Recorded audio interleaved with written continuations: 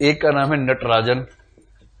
ये बेचारा, क्या कहेंगे, नर्ड कहते हैं आजकल के बच्चे ऐसे लोगों को। आजकल के जो अंग्रेजी स्कूल के बच्चे हैं ना, जैसे हम तो हिंदी माध्यम वाले बच्चे रहे हैं, तो हिंदी माध्यम के बच्चे आपस में चाहते हैं, जैसे क्लास में एक बच्चा बहुत पढ़ने वाला है, उसको बाकी क्या बोलते हैं, पढ़ाकू, पढ़ाकू, हलाकू, डाकू, ऐसे होता है ना। तो ऐसे जो बहुत पढ़ने वाला बच्चा, उसका नाम होता है पढ़ाकू। तो आजकल पढ़ाकू को बोलते हैं नर्ड, कि हर समय पढ़ने में लगा रहता है, इससे कोई जिंदगी है ही नहीं इसकी, खाली किताब में घुसा रहता है, इसको ना पार्टी वार्टी से मतलब है, केवल पढ़ता है।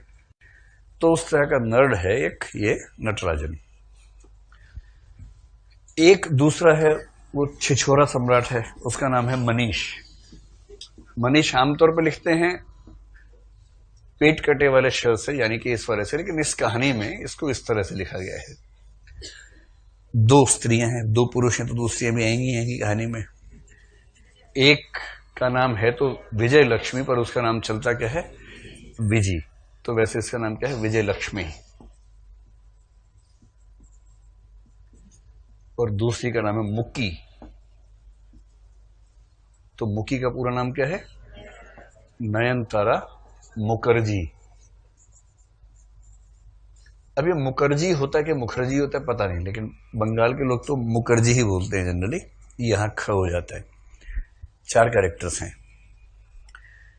इनमें से जो विजी है, इसको आप समझ लें कि जो बहुत ही गोलू किस्म के लोग होते हैं, इमोशनल्स, भावनाओं से भरे हुए, जैसे कामायनी की श्रद्धा। कामायनी पढ़ेंगे भी आप लोग आगे चलकर, नारी तुम केवल श्रद्धा हो, वो वाली। और मुकी बहुत रैशनल टाइप की है, कामायनी की इड़ा जैसी है, एकदम रैशनल। ये फैसले करेगी, अपना नफा नुकसान देखेगी, तराजू पे तौलेगी, कॉस्ट बेनिफिट, इसमें बेनिफिट है उसको चुन लेगी। और वो तो इमोशनल है, भला है बुरा है जैसा भी है, मेरा मनीष मेरा देवता है टाइप की उसकी ये थियरी है। तो मनीष छटा हुआ एक नंबर का, अमेरिका की कहानी है। नटराजन पढ़ते पढ़ते अमेरिका पहुंचा है, फेलोशिप ले रहा है, पीएचडी कर ली है, अभी ये वहां पर एक अच्छी नौकरी में आने वाला है, भारत जाएगा तो भी अच्छी नौकरी में रहेगा। तो वेल सेटल्ड नर्ड है, खूब पढ़ाकू टाइप का इंसान है, रोचक इंसान नहीं है। आप इसके साथ आधा घंटा बैठ के बोर हो जाएंगे, इतना इतना बोर किस्म का इंसान है, लेकिन भरोसेमंद है, धोखा दे ही नहीं सकता, चाहे तो भी नहीं दे सकता है, इतना विनम्र कह लीजिए, दब्बू कह लीजिए, बेसिकली दब्बू समझते हैं, सबमिसिव, डरपोक टाइप का आदमी। तो बेहद दब्बू, बेहद पढ़ाकू, बेहद सेंसिबल, बेहद डिपेंडेबल, जिसको हस्बैंड मटेरियल कहते हैं आमतौर पर ना, उस तरह का ये ये है बॉयफ्रेंड मटेरियल मनीष। स्मार्ट है, बाइक चलाता है, लंबी लंबी जुल्फे हैं, दिखता बहुत अच्छा है, सिगरेट ऐसे पीता छल्ले बना बना के। तो उस पर लड़कियां मर मर जाती हैं, लेकिन भरोसा नहीं करती, ये भरोसे के लायक नहीं है, ये 2-4 दिन शाम गुजारने के लायक है, जिंदगी गुजारने के लायक नहीं है। और वो जिंदगी गुजारने के लायक है, शाम गुजारने के लायक नहीं है। तो जब लोग अपनी शामों से थक जाते हैं 30-32 की उम्र में, लगता है कि अब एक किनारे की जरूरत है, किनारे के तौर पे ऐसे लोगों की तलाश की जाती है जो शांत प्रकृति के हों। तो नटराजन उस तरह का व्यक्ति है। दोनों रूममेट्स हैं, फ्लैटमेट्स हैं, ठीक। मनीष दीवाना था विजी का, जब भारत से आया उसको विजी चाहिए, विजी को बुलाया। अंत में विजी किसी तरह से विद्रोह करके, विद्रोह किया, उसके घर के लोग खुद नहीं चाह रहे थे कि वहां रहे, किसी तरह से अमेरिका पहुंची है।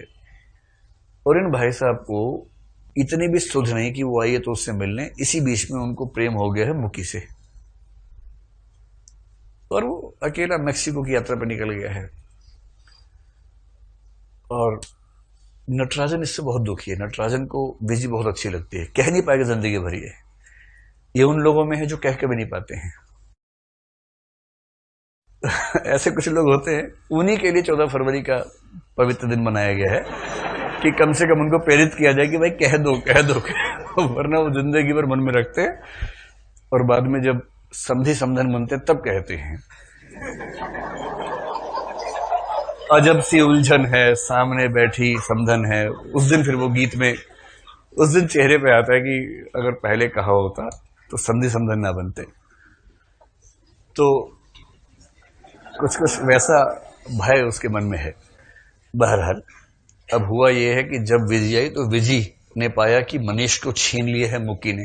मुकी स्मार्ट लड़की है। स्मार्ट का मतलब वो एकदम जो मोड बोलते हैं ना उसको, उसकी ड्रेसिंग सेंस से लेकर बोलने की शैली, वो उसकी जो शौक है, मॉडर्न आर्ट होगा, पेंटिंग, उस तरह के शौक हैं। स्मार्ट है, मतलब किसी पर छा जाने वाला व्यक्तित्व है। और ये एकदम घरेलू किस्म की लड़की है, सुंदर, कोमल और पवित्र भाव, उस तरह का व्यक्तित्व है। अब मनीष को ऐसी लड़की बहुत अपील नहीं करते, मतलब बहुत ही सिंपल और अनकॉम्प्लिकेटेड है। थोड़ा कॉम्प्लिकेशन तो लाइफ में होना चाहिए, तो बहुत ही अनकॉम्प्लिकेटेड है। दास से भाव से रहती है मनीष के साथ।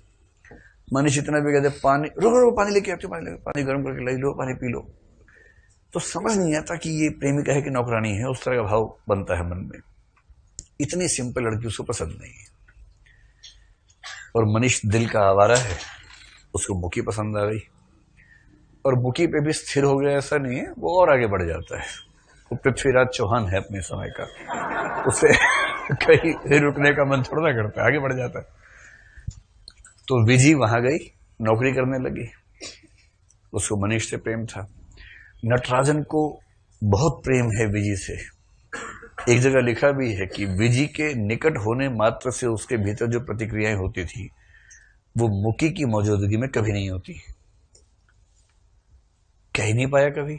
एक बार हल्का सा हिंट दिया उसने विजय को, और विजय ने फुफकारते हुए मना कर दिया, क्योंकि उस समय मनीष से ताजा ताजा जख्म मिला था, तो वो भी उस भाव से मुक्त नहीं हो पा रही थी। और जैसे नटराजन ने हल्का संकेत किया, विजय बोली, खबरदार नटराजन, इसके आगे बोले तो। वो उसके बाद फिर बोला ही नहीं जीवन में कभी, क्योंकि उसकी तो क्या, आपकी भाषा में क्या बोले, हवा टाइट हो गई बेचारे की। उसको लगा कि अगली बार कुछ मुंह से निकल गया, मारते मारते पता नहीं कहाँ छोड़ के आएगी। उसकी हिम्मत ही नहीं है। और ये अंदर अंदर क्या चाह रही है कि अब बोल दे तो ठीक है। बड़ी गुत्थम गुत्था टाइप का मामला है इसमें। पहले डांट दिया है, उसके बाद मन में ये कि अब बोल दे कुछ दिनों के बाद, और उसकी हिम्मत नहीं पड़ रही बेचारे की। अब क्योंकि उसको लग रहा है कि यहां से स्थायी विराम हो चुका है, पूर्ण विराम हो गया था एक ही बार में। अगर कोमा होता, डैश होता तो स्कोप बनता, पूर्ण विराम था पूरा। अब ये अकेला क्या करे। उधर मनीष के जाने के बाद से मुकी भी बेरोजगार है, उसको भी रोजगार की तलाश है। तो रोजगार के तौर पर अब एक ही बचा नटराजन, और वो स्थायी नौकरी और फेलोशिप और पीएचडी और पढ़ा लिखा सब कुछ है। तो मुकी ने नटराजन को मैनेज कर लिया है। नटराजन ने उसको किया कि उसने इसको किया पता नहीं, लेकिन दोनों को लगा कि अब जिंदगी को सेट कर लेते हैं। 34 साल का हो ही गया है, बिना यूपीएससी दिए 34 साल का हो गया। देखिए, यूपीएससी वाले बच्चे आमतौर पर इस उम्र में शादी करते हैं, बिना यूपीएससी वाले भी करते हैं इस उम्र में कभी कभी, नटराजन जैसे लोग। अब आज नटराजन बताने आया है विजी को कि हमारी शादी होने वाली है। और जैसे ही विजी को पता लगा, उसको लगा कि दूसरी बार उससे कुछ छीन लिया है मुक्की ने। जिस जिसको चाहा सब कुछ छीन लिया। और व्यक्ति कितना ही विनम्र देखे, उसके अंदर जो भाव आते हैं ना, मछलियां वही है। बड़ी मछली छोटी मछली को खा जाती है, और कह भी रही है उससे। उसने पूछा वॉशिंगटन में कैसा लगा, बोली वहां एक नाटक देखा था, बड़ी मछली छोटी मछली, उसमें बड़ी मछली छोटी मछली को खा जाती है। कभी कभी सोचती हूं कि क्या छोटी मछली पलटकर वार भी नहीं कर सकती। फिर बोली अच्छा रहने दो, तुम नहीं समझोगे, इतना बोल के चुप हो गई। पर वो इस कहानी का बीज वाक्य है कि छोटी मछली एक वार तो करेगी करेगी, क्योंकि छोटी मछली विजी खुद है, बड़ी मछली मुकी है। और बड़ी मछली बार बार छोटी मछली को खा रही है। तो सोचती हूं कि क्या छोटी मछली पलटकर वार भी नहीं कर सकती। ये उसका मन है। उसका मन करता है कि मुकी का मुंह नोच ले, उसका मन करता है कि मुकी को उसके फ्लैट में आग लगा दे, धुआं निकले, और उस धुएं से तड़पती हुई मुकी चीखे चिल्लाए, और उसके चिल्लाने से उसकी आत्मा को शांति मिले। उसका मन ये करता है। जब जब मुकी के बारे में सोचती फिर प्रतीक क्या आता है, और चाय का पानी उबलने लगा। चल रही बात मुकी की, और चाय का पानी उबलने लगा। क्या उबल रहा है? इमोशन से उबल रहे हैं, गुस्सा आ रहा है। खैर नटराजन चला गया। जब से इसको पता लगा कि शादी हो रही है, इसको चैन नहीं पड़ रहा कि इतना भी सीधा होना ठीक नहीं है कि जब देखो जो देखो वैसे यूज कर लेता है। तो विजी जैसी भोली भाई लड़की अंत में एक गेम प्लान करती है, और उस गेम का मुख्य उद्देश्य वही है कि छोटी मछली पलटकर जवाब तो दे। तो वो नटराजन के पास गई और नटराजन से उसने कहा कि सोचती हूं कि भारत ही चली जाऊं, अपने लोग अपने ही होते हैं। तो उसने कहा, मतलब वो तो हमेशा इस भाव में रहता है कि मैं तुम्हारे लिए क्या कर दूं, और तुमने एक बार हल्का सा हिंट दिया होता ना कि अब तुम हाँ करने के मूड में हो, तो मैं तो सड़क पे ही लेट जाता कि प्लीज हाँ, मैं तो ऐसे कर देता। पर हिंट नहीं दिया, और वो नर्ड आदमी, उसको किताब के अलावा समझ में नहीं आता है। वो जो नायक होता है ना, किताबें बहुत सी पढ़ी होंगी तुमने, वो उस तरह का नायक है, किताबें पढ़ी हैं, चेहरा नहीं पढ़ा किसी का ठीक से। अब इसको लग रहा है कि मैं क्या न कर दूं इसके लिए। उसने कहा नहीं, तुम निश्चिंत होके जाओ, और मेरी कोई मदद चाहिए तो मैं हमेशा तुम्हारे साथ हूं। उसको भी पता है कि मुकी को इस बात से दिक्कत है कि मैं विजय से मिलता हूं, तो वो भी चाह रहा है कि ये कहीं जाके सेटल हो जाए ठीक से, मैं इसकी मदद कर दूं, मेरे दिल पे बोझ ना रहे, और मेरा तो अब जो होना है सो होना है। अभी शादी में इमोशंस तो है नहीं, अब शादी होनी है इसलिए कि 34 साल का हो गया हूं तो शादी कर लेते हैं। तो उसने कहा मेरे पास पैसे नहीं है, तो अगर तुम $1000 दे सको तो मैं जा पाऊंगी। पहले कनाडा जाऊंगी, वहां से भारत जाऊंगी। कनाडा में वही रहता है छंटा हुआ आदमी, तो उससे मिलते हुए जाना चाह रही होगी। नटराजन को लगा कि ये दोस्ती निभाने का मौका जीवन में कभी कभी मिलता है। उसने खट से चेकबुक निकाली, $1500 का चेक लिखा, 1000 नहीं 1500 का लिखा कि तुम जाओ, और भी दिक्कत है तो बताना, तनाव मत लेना एकदम, मैं तुम्हारे साथ हूं। तो उसने कहा मैं कल शाम को जाऊंगी, लेकिन तुम एयरपोर्ट पे मत आना। उसे पता है कि आके ही मानेगा, और वो आया भी। उसके बाद गया है मुक्की से मिलने के लिए कि जाके मिलूं मुक्की से। एकदम गाना वाना गाते हुए जा रहा है खुश होके, इस भाव से कि चलो अब चीजें ठीक हैं, अब मैं मुक्की को बता दूंगा कि विजी चली गई है, वो तनाव एकदम न ले, अब मैं पूरी तरह से निर्द्वंद भाव से तुम्हारा ही हूं, मैं उसको ये समझा दूंगा। वो नया घर तैयार करने में लगी है, शादी के बाद जहां रहेंगे, पर्दे वर्दे सोफा वोफा सब तैयार हो रहा है। और गया तो वो औंधे मुंह गिरी हुई नीचे, नहीं बेहोश नहीं है, मरी नहीं है, कोप भवन में है, नाराज है। ये हमेशा की तरह दोषी, ऐसे लोग हमेशा दोषी बन जाते हैं बिना बात के। उसे क्या हुआ, मुझसे कोई गलती तो नहीं हो गई, क्या हुआ? कह रही कि तुम इतने नीच निकलोगे मैंने सोचा नहीं था कभी।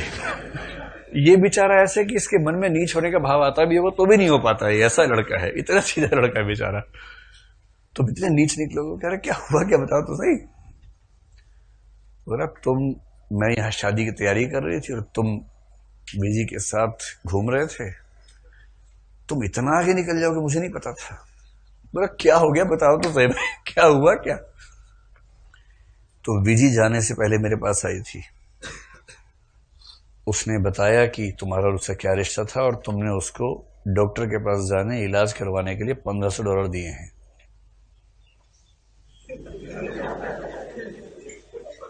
तुम इतना आगे चले जाओगे मैं कभी नहीं सोच सकती थी। इतना ही लिखे, अब आप इसके इंटरप्रिटेशन करते हैं, ये आपको सोचना है ना। नई कहानी इंटरप्रिटेशन का पूरा स्कोप देती है आपको कि आप इसका क्या मतलब निकाल। लेकिन कॉमन सेंस से एक ही मतलब निकलता है कि वो गर्भवती हो गई थी, गर्भपात करवाने के लिए, अपनी हेल्थ को ठीक करने के लिए उसने पैसे दिए हैं। और उसने मुझे बताया कि तुम्हारे उसके रिश्ते कैसे हैं, अब ये शादी नहीं हो सकती। वो कह रहे अरे सुन तो लो मेरी बात। कह रहे नो, ये लीना है, लीना फैसला करती है तुरंत। और सामने वाला कौन है बेचारा, किशोर, फैसला नहीं कर पाएगा, ये फैसला कर रहे तुरंत। नो वे, गेट अवे, अब ये शादी नहीं हो सकती, एकदम गेट अवे, अब ये शादी नहीं हो सकती। वो नाराज है, और नटराजन इंतजार कर रहे हैं कि जब इसका मूड ठीक होगा तब मैं फिर से माफी मांगूंगा, शायद ये मेरी बात समझ पाए। वो माफी मांगने की तैयारी कर रहा है कि मैं माफी फिर से मांगूंगा, और मुझे उम्मीद है कि 3-4 बार में बात बन ही जाएगी। इस बिंदु पे कहानी खत्म हुई। और प्रेमचंद के पाठक के पेट में दर्द की उसके बाद क्या हुआ, उसके बाद क्या हुआ? उसके बाद कुछ नहीं होता नई कहानी में। नई कहानी पेट में दर्द करके छोड़ देती है कि इसके बाद अपनी कल्पना से जो सोचना सोच लीजिए, शादी हुई नहीं हुई, क्या हुआ क्या नहीं हुआ, ये आपकी चॉइस का मामला। थीम क्या है?